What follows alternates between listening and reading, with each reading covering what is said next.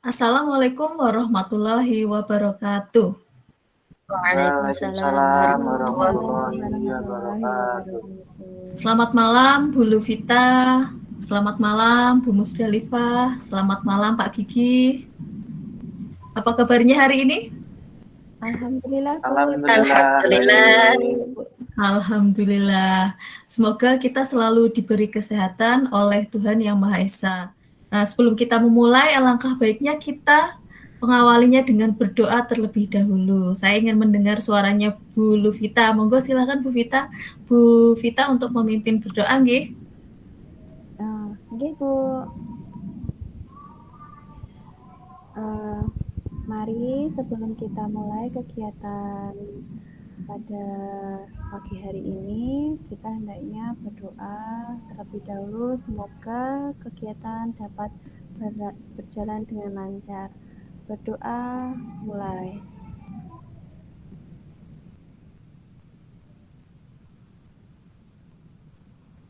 Selesai. Baik, terima kasih Bu Luvita sudah memimpin kita untuk berdoa. Nah, Ibu-ibu dan Bapak-bapak, sebelum kita masuk ke materi sinkronus, adakah yang mungkin mau mengajak kita ice breaking dulu? Monggo, ada tidak? Kalau tidak ada dari saya aja, G. Atau Pak Gigi mungkin punya ide untuk ice breaking. Bu, es breakingnya mau meleleh esnya. Oh, iya. Baik, kalau begitu saya saja, G. Ini bukan saya hanya bukan ice breaking sih, ini saya hanya ingin bertanya yang nantinya akan mengarah ke materi. Tapi Bapak Ibu mungkin bisa menyiapkan selembar kertas dan alat tulis. Saya tunggu, enggak apa-apa. Monggo. Ya, Bu. Nggih. Pun, Bu. Sampun, Bu. Sudahkah Bu Luvita? Bu Vita, nggih. Saya panggil Bu Vita saja, nggih. Sudah? Sampun, sudah. Oke, jadi saya akan memberikan pertanyaan kepada Bapak Ibu semua dan nanti pertanyaan-pertanyaan ini saya minta untuk dijawab dengan gambar ekspresi. Pernah lihat emoticon di HP ya? Itu kalau senang berarti emoticonnya senyum ya gambarnya. Kalau sedih atau marah atau tidak suka berarti emoticonnya sedih. Berbeda dengan yang senang. Begitu nggih? Siap nggih? Siap. Saya mulai dari pertanyaan pertama. Bagaimana perasaan Bapak Ibu semua hari ini? Jawab jujur saja. Menggunakan gambar ekspresi kalau sudah ditunjukkan.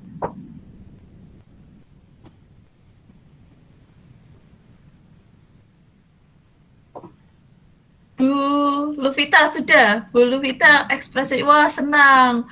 Matanya berbinar-binar itu ya. Ada gambar bintangnya. Kalau Pak Gigi apa ini? Wah, Pak Gigi ini sedih. Sedih nggak Pak Gigi? Kenapa Pak Gigi kok sedih? Hari ini bukan sedih nih, Bu, maksudnya lelah. Oh lelah. Ya sedih dan lelah sama nih. Oh iya. Bu Salifah, perasaan ekspresinya bagaimana coba? Nggak kelihatan, Yuk. Oh iya, senyum itu berarti senang ya. Wah, jadi yang dua senang, yang satu lelah katanya. Kita lanjut pertanyaan kedua. Sudah siapkah Bapak Ibu semua untuk mengikuti in-house training hari ini? Kalau sudah siap berarti senang ya. Kalau belum siap berarti sedih. Boleh pakai gambar yang tadi kalau misalkan masih sama ekspresinya.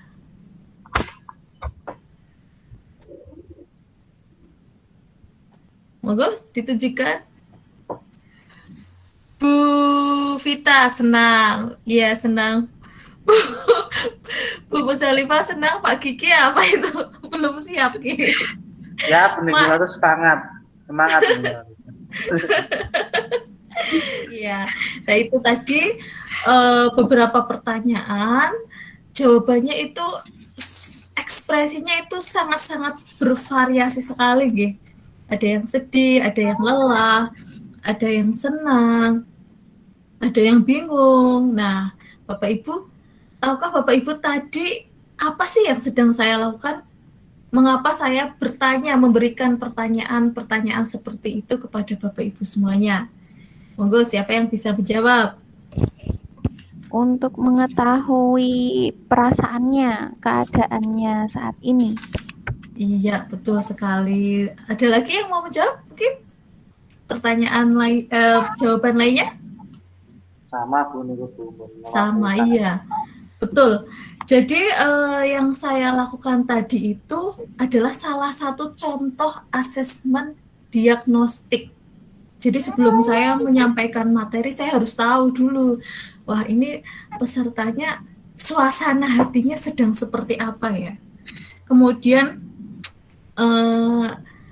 kemampuannya untuk menggunakan Google Meet itu seperti apa ya, saya harus tahu dulu. Terus kemudian untuk pemahaman materinya sejauh mana ya yang sudah dipelajari. Oleh karena itu saya tadi juga secara tidak langsung memberikan asesmen diagnostik kepada Bapak Ibu semuanya, tetapi secara lisan. Begitu nggih Bapak Ibu? Nah, materi belajar kita hari ini adalah asesmen diagnostik. Sebelumnya pada sesi sinkronus yang lalu, kita sudah mempelajari tentang asesmen dan juga prinsip-prinsipnya nggih. Nah, salah satu jenis asesmen adalah asesmen diagnostik.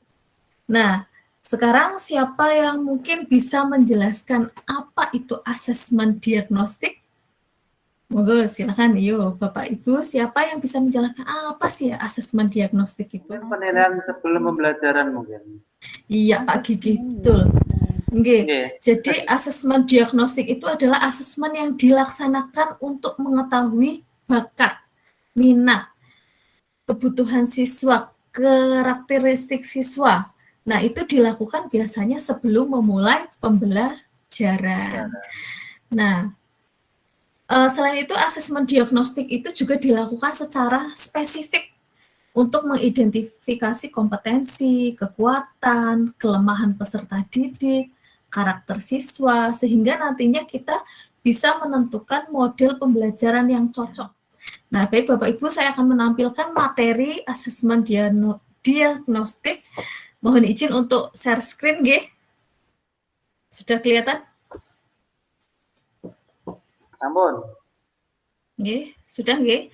Jadi hari ini kita akan mempelajari tujuan asesmen diagnostik dan jenis-jenis asesmen diagnostik. Yang pertama kita ke tujuan dulu. Nah, di sini sudah terlihat nggih tujuan asesmen diagnostik.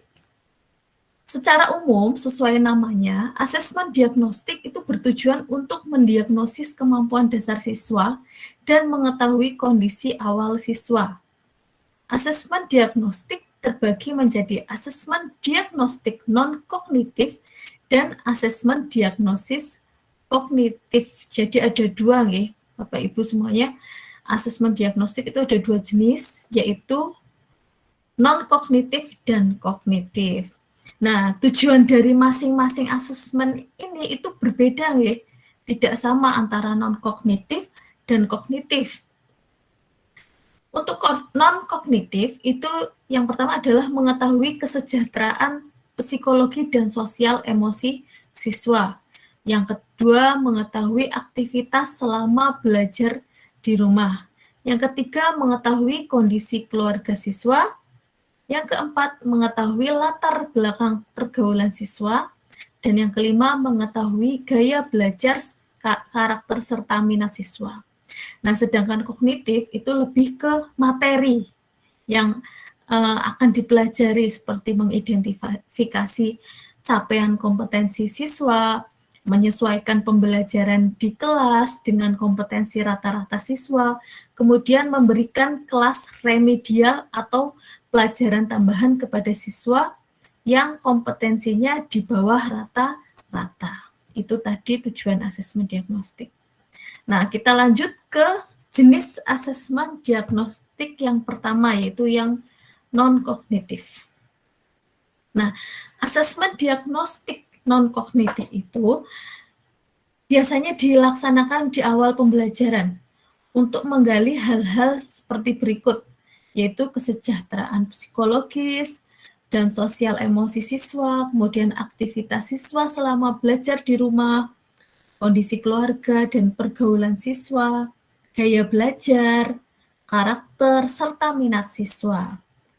Untuk tahapannya itu yang pertama ada persiapan, jadi kita harus mempersiapkan dulu Bapak Ibu. Yang kedua pelaksanaan, kemudian yang terakhir ketika kita sudah melaksanakan harus ada tindak lanjutnya. Mau seperti apa sih nanti tindak lanjut setelah melaksanakan asesmen diagnostik non-kognitif ini? Nah, di sini pada asesmen diagnostik non-kognitif itu keterampilan bertanya dan membuat pertanyaan itu penting sekali pada asesmen ini Bapak Ibu. Jadi kita harus pintar-pintar menyusun kalimat untuk bertanya karena di sini jangan sampai pertanyaan itu terlihat seperti mungkin mengintimidasi atau seperti soal. Kita harus membuat pertanyaan itu seperti kalau kita sedang ngobrol biasa begitu. Selanjutnya asesmen diagnostik non-kognitif ini contohnya nggih, contoh persiapannya yang harus disiapkan itu alat bantu berupa gambar-gambar yang mewakili emosi. Tadi seperti Bapak Ibu semua saya beri pertanyaan kemudian menjawab dengan gambar. Nah, kita juga bisa melakukan hal seperti itu kepada anak-anak kita. Kemudian selain itu kita membuat daftar pertanyaan kunci mengenai aktivitas siswa. Kemudian contoh kegiatan pelaksanaannya, kita meminta siswa mengekspresikan perasaannya selama belajar di rumah serta menjelaskan aktivitasnya. Bisa dengan bercerita, menulis, atau menggambar. Kita lanjutkan.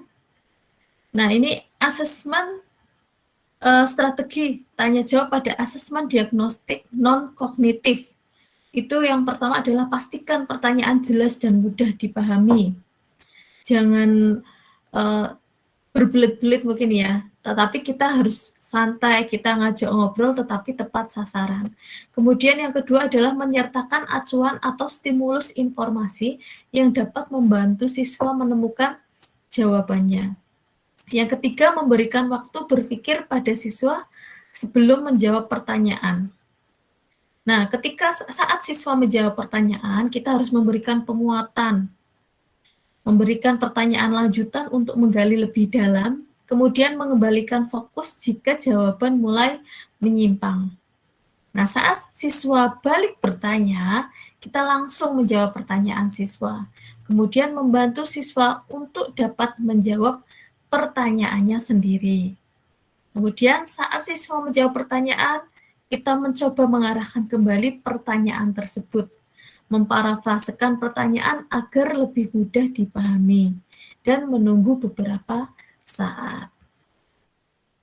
Nah, untuk tindak lanjut asesmen diagnostik non-kognitif, kita bisa yang pertama mengidentifikasi siswa dengan ekspresi emosi negatif dan ajak berdiskusi empat mata.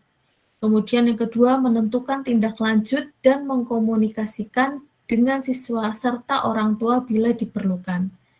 Kemudian yang ketiga adalah mengulangi pelaksanaan asesmen non-kognitif pada awal pembelajaran. Nah, kita masuk ke jenis asesmen diagnostik yang kedua, yaitu kognitif. Nah, asesmen diagnostik kognitif ini bertujuan untuk mendiagnosis kemampuan dasar siswa dalam topik sebuah mata pelajaran.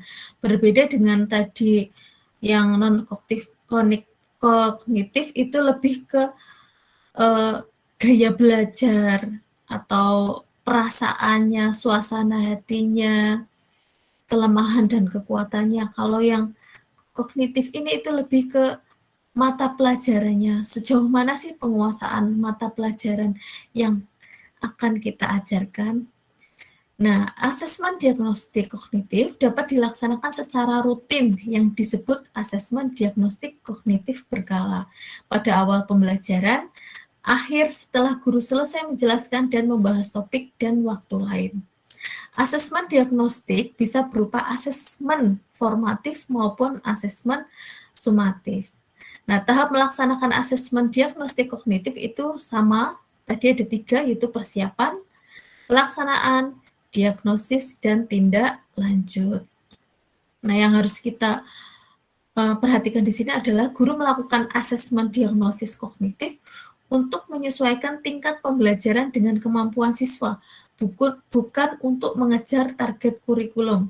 Tapi kadang kita sekarang masih untuk harus mengisi daftar nilai begitu. Bukan nggih, Bapak Ibu, tetapi ini untuk menyesuaikan tingkat pembelajaran dengan kemampuan siswa, bukan untuk mengejar target kurikulum atau menyelesaikan materi harus cepat-cepat, tidak seperti itu. Selanjutnya, nah, contoh kegiatan persiapan dan pelaksanaannya. Yang pertama adalah membuat jadwal pelaksanaan asesmen. Yang kedua, mengidentifikasi materi asesmen berdasarkan penyederhanaan kompetensi dasar yang disediakan oleh Kementerian Pendidikan dan Kebudayaan. Kemudian yang ketiga, menyusun pertanyaan sederhana yang meliputi 2 pertanyaan sesuai kelasnya dengan topik capaian pembelajaran baru, 6 pertanyaan dengan topik 1 kelas di bawah, kemudian 2 pertanyaan dengan topik 2 kelas di bawah. Sesuaikan pertanyaan dengan topik yang menjadi prasyarat untuk bisa mengikuti pembelajaran di jenjang sekarang. Selanjutnya, nah ini, memberikan asesmen untuk semua siswa di kelas, baik yang belajar tatap muka di sekolah maupun yang belajar di rumah. Jadi sekarang ini kan kita pandemi, jadi asesmen itu tidak hanya untuk yang di kelas saja, tetapi yang di rumah pun kita beri asesmen. Nah, contoh kegiatan tindak lanjut untuk asesmen diagnostik kognitif itu bisa dengan melakukan pengolahan hasil asesmen, buat penilaian dengan kategori paham utuh, paham sebagian, dan tidak paham. Kemudian menghitung rata-rata kelas. Nah, bagi siswa menjadi 3 kelompok. Siswa dengan nilai rata-rata kelas akan mengikuti pembelajaran dengan ATP sesuai fasenya. Sedangkan siswa dengan nilai di bawah rata-rata mengikuti pembelajaran dengan diberikan pendampingan pada kompetensi yang belum terpenuhi. Nah, siswa dengan nilai di atas rata-rata mengikuti pembelajaran dengan pengayaan. Nah, lakukan penilaian pembelajaran topik yang sudah diajarkan sebelum memulai topik pembelajaran baru untuk menyesuaikan pembelajaran sesuai dengan rata-rata kemampuan siswa. Kemudian mengulangi lagi proses diagnosis ini dengan melakukan asesmen formatif sampai siswa mencapai tingkat kemampuannya. Nah, yang harus kita perhatikan di sini adalah guru menyesuaikan aktivitas dan materi belajar di kelas dengan peningkatan rata-rata semua murid di sekolah, di kelas. Nah, ini contohnya untuk perencanaan soal hingga tindak lanjut asesmen diagnostik kognitif. Di sini ada contoh yang matematika kelas 3 SD. Nanti Bapak Ibu bisa membacanya sendiri, bisa di-download di LMS-nya. Nah, baik Bapak Ibu, itu tadi penjelasan saya tentang asesmen diagnostik. Sampai di sini adakah yang ingin ditanyakan terkait materi asesmen diagnostik? Monggo silakan. Pak Gigi, Bu Lovita, Bu Musdalifah, mungkin Bu. ada yang ditanyakan. Oke, Bu Vita nggih. Monggo Bu Vita. Tadi kan tadi ada pernyataan bahwa kita dapat memberikan asesmen meskipun dalam pada masa pandemi seperti ini, nggih Bu nggih. Nah, bagaimana nggih Bu caranya kita bisa memberikan asesmen pada anak padahal tidak tatap muka seperti itu, Matan? Baik Bu Vita, terima kasih pertanyaannya. Baik Bapak Ibu, tidak dipungkiri ya, memang ketika masa pandemi ini itu kegiatan kita menjadi serba terbatas. Begitu juga dalam hal pembelajaran. Nah, Bapak Ibu semua bisa melaksanakan asesmen diagnostik seperti tadi. Ketika kita di awal sinkronus, masih ingat ketika saya memberikan pertanyaan-pertanyaan, dengan jawaban ekspresi itu bisa juga digunakan untuk asesmen diagnostik untuk yang belajar di rumah. Bisa melalui Google Meet seperti tadi, kita melakukan memberikan pertanyaan, kemudian menjawab dengan ekspresi, atau bisa juga menggunakan Google Form, Bapak Ibu. Jadi kita membuat pertanyaan-pertanyaan asesmen diagnostik itu di Google Form. Kemudian anak-anak menjawabnya melalui Google Form tersebut. Juga atau dengan ada juga selain Google Form ada Microsoft Form juga ada, itu bisa. Atau monggo Bapak Ibu yang lain mungkin ada yang mau menambahkan bagaimana sih cara melakukan asesmen diagnostik di masa pandemi ini? Kira-kira ada yang mau menambahkan, betul? Tidak ada? Okay. Baik, selanjutnya mungkin ada pertanyaan lagi. Jika tidak ada, kita sekarang akan mencoba untuk membuat asesmen diagnostik. Nah, Bapak Ibu di sini ada 3 orang nih, boleh berdiskusi secara kelompok dalam membuatnya. Nanti salah satu mewakili kelompoknya untuk mempresentasikan hasil diskusinya. Saya beri waktu 5 menit nih. Monggo Bapak Ibu bisa mulai berdiskusi untuk membuat asesmen diagnostik non-kognitif dan kognitif sesuai dengan yang Bapak Ibu ingin untuk materi pelajarannya. Monggo saya beri waktu 5 menit. Sudah selesaikah Bapak Ibu semuanya?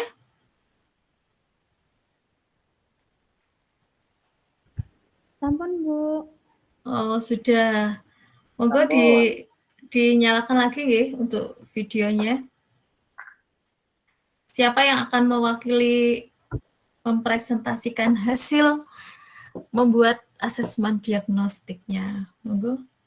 Pak Kiki saja. Oke, monggo. Tadi hasilnya. Oh, ini share screen ya. Oke. Ya, terima kasih pada Bu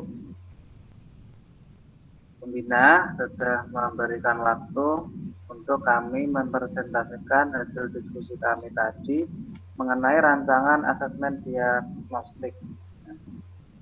Mungkin langsung saja. Ini adalah rancangan asesmen diagnostik di jenjang kelas 4 di fase B. Capaian pembelajarannya, peserta didik menganalisis hubungan antara bentuk serta fungsi bagian tubuh pada manusia. Tujuan pembelajarannya pada asesmen ini menampilkan gambar untuk menganalisis hubungan antara bentuk serta fungsi panca indera. Nah, di sini asesmen diagnostik non-kognitifnya. Yang pertama, informasi apa saja yang ingin digali. Yang pertama ada kesejahteraan psikologis dan sosial emosi siswa. Yang kedua, aktivitas siswa selama belajar di rumah. Kemudian kondisi keluarga dan pergaulan siswa. Yang keempat, gaya belajar, karakter serta minat siswa. Kemudian asesmen non-kognitif pada pertanyaan kunci yang ingin ditanyakan, contohnya apa yang sedang kamu rasakan saat ini. Kemudian yang kedua, apa saja kegiatanmu selama belajar di rumah. Kemudian apa hal yang paling menyenangkan dan tidak menyenangkan ketika belajar di rumah. Yang keempat, kegiatan apa yang paling kamu sukai ketika belajar. Di sini adalah contoh-contoh asesmen non-kognitif mengenai informasi yang digali dan ada pertanyaan kunci yang ingin ditanyakan. Kemudian langkah-langkah apa saja yang ingin dilakukan. Yang pertama ada persiapan, pelaksanaan, dan tindak lanjut. Alat bantu yang dibutuhkan nanti ketika ingin melakukan diagnostik yaitu pertama ada gambar-gambar yang mewakili emosi, ada gambar senyum, atau gambar sedih, atau gambar yang lainnya. Itu merupakan gambaran sebuah perasaan dari anak-anak peserta didik. Kemudian yang kedua, daftar pertanyaan kunci mengenai aktivitas siswa. Terima kasih Pak Kiki untuk presentasi hasilnya.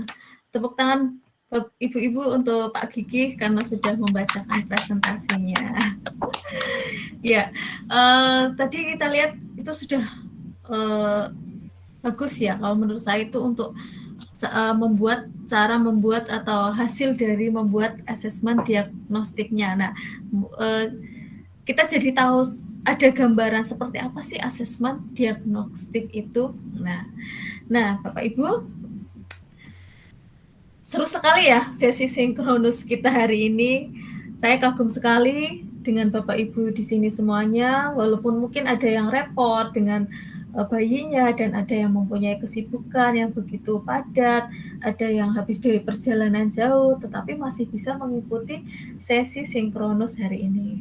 Untuk materi besok, kita akan mempelajari tentang asesmen formatif dan sumatif.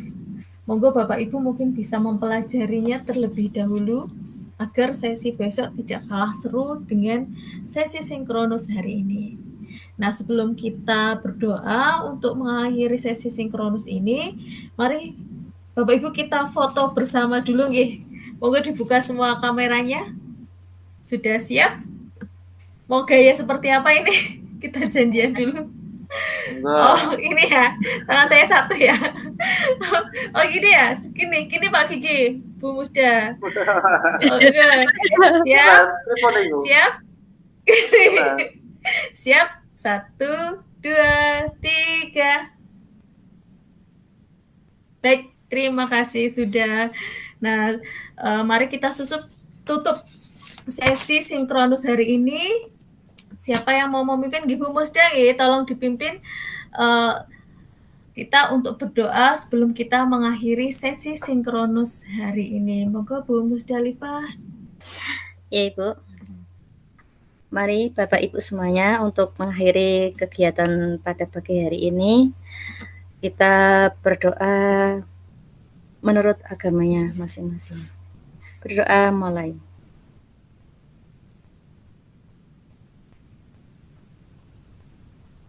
Cukup berdoa selesai. Baik, terima kasih Bapak Ibu dan wassalamualaikum warahmatullahi wabarakatuh. Waalaikumsalam warahmatullahi wabarakatuh.